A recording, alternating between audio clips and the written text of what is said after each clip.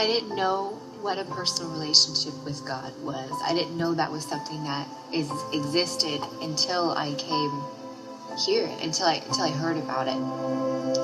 I was about 12 years old when I started drinking, when I had my first drink. And when I was 23 years old, I realized that I was having a drinking problem. My surroundings sort of started falling down around me. My husband, he was starting to separate himself from me, and then my family, my parents, we had no relationship. I drank even when I didn't want to. I drank because I felt that it was what helped me, and it satisfied something in me, and it blotted out a lot of things. I told my husband one morning, it was Saturday morning, it was after a rough Friday night, and I looked at him and I said, I need to go to treatment. Will you help me? And he helped me go to treatment, and he went with me.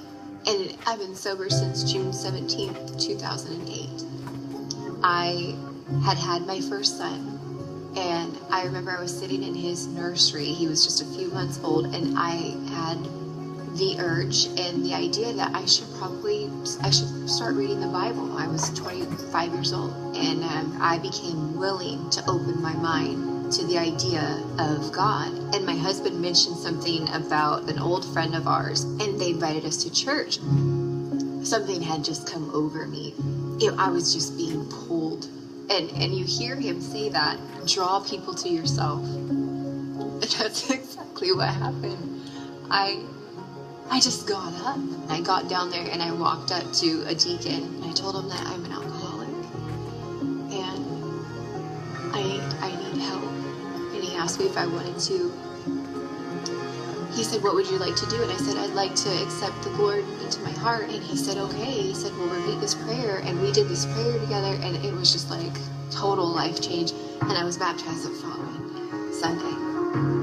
I know that had I not been invited to church, my husband and I we might have not made it into a church. And I know that being a Christian doesn't mean that my life is going to be simple and easy, but I just trust and have faith in Christ, because there is this God-shaped hole inside of everybody, and I was trying to fill it with all kinds of external things, and he's the only one that fills that completely for me.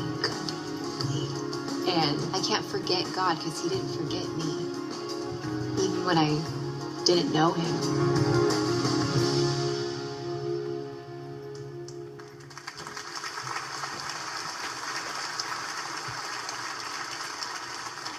You never know what will happen when you simply invite someone to church to experience one of our worship services. And as you came into